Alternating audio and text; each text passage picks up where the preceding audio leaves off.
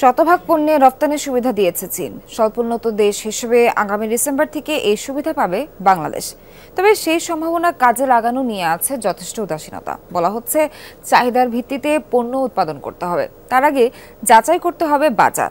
হস্তশিল্প, man-made fibre, চামড়া সহ নানা পণ্যের রয়েছে সম্ভাবনা। বিশ্লেষকরা বলছেন সুবিধা কাজে লাগানো গেলে চীনে বছরে 1.5 থেকে 2 বিলিয়ন ডলারের পণ্য রপ্তানি করা সম্ভব।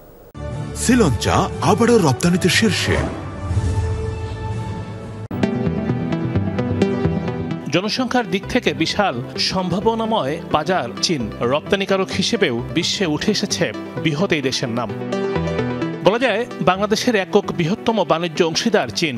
দ্বিপাক্ষিক বাণিজ্যের পরিমাণ দাঁড়িয়েছে 29 বিলিয়ন মার্কিন ডলার, যার সিংহভাগই চীনের পক্ষে। নানা চেষ্টার পরও ব্যবধান কমিয়ে আনা সম্ভব হচ্ছে না। 2020 সালে 97% বাংলাদেশি পণ্যে শুল্কমুক্ত সুবিধা দেয় চীন।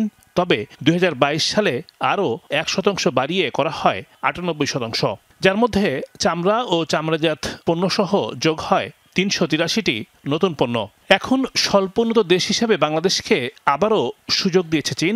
চলতি বছরের 1 ডিসেম্বর থেকে শতভাগ রপ্তানি পণ্যে মিলবে শুল্কমুক্ত সুবিধা, কিন্তু সেই সুযোগ কাজে লাগানো সম্ভব। ব্লু ইকোনমিতে আমি অপার সম্ভাবনা দেখছি। আমাদের যে লাইট মেশিনারিজ ইন্ডাস্ট্রি, এগুলো আমরা এখন তৈরি করছি, সেখানে আমি একটা বড় সম্ভাবনা দেখছি। চীন থেকে একটার পর একটা আপনার সুবিধা অ্যাভেল করছি। চীন তার দিক থেকে হাত বাড়িয়ে দিয়েছে সকল রকমের সহযোগিতা সহ। সেটাকে কতটুকু কাজে লাগিয়ে আমরা চীনের বাজারে আমাদের ফুটস্টেপটা স্ট্রং করতে পারি, সেটা কিন্তু ডিপেন্ড করবে আমাদের বাংলাদেশি ব্যবসায়ীদের উপরে। বলা হচ্ছে চীনে উৎপাদন ব্যয় এখনও বিশ্বে সর্বনিম্ন। ফলে চীনা উৎপাদকরা যে দামে পণ্য বিক্রি করে, বাংলাদেশ ওই খরচে পণ্য উৎপাদন করতে পারে না।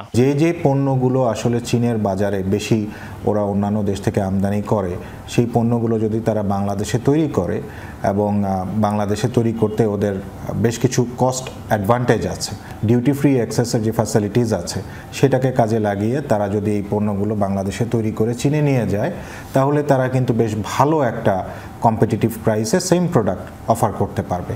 আইসিটি, লেদার, সামুদ্রিক মাছ, চিংড়ি ও আম রপ্তানিতে আগ্রহের কথা জানিয়েছে চীন। এখন পেয়ারা রপ্তানির বিষয়েও আগ্রহ দেখাচ্ছে বাংলাদেশ।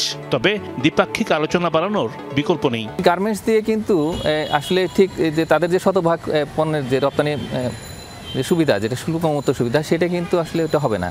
সুতরাং এখানে ডাইভার্সিফিকেশন দরকার। শতভাগ যে শুল্কমুক্ত সুবিধা দিল, তো এখন আমাদের কী ধরনের পণ্য রয়েছে, আমরা কত কম খরচে তৈরি করতে পারি এবং তাদের যে প্রয়োজন চাহিদা অনুযায়ী তৈরি করতে পারি, তো সেই ধরনের তথ্য আসলে আমাদের যে কাউন্টার পার্ট, যারা চায়নার বায়ার, তাদেরকে দিতে হবে। 1975 সালের 1 ডিসেম্বর বাংলাদেশ ও চীনের মধ্যে স্থাপিত হয়েছিল কূটনৈতিক সম্পর্ক। এবছরের ওই দিনেই শতভাগ পণ্যে শুল্কমুক্ত বাণিজ্য সুবিধা চালু করতে যাচ্ছে চীন।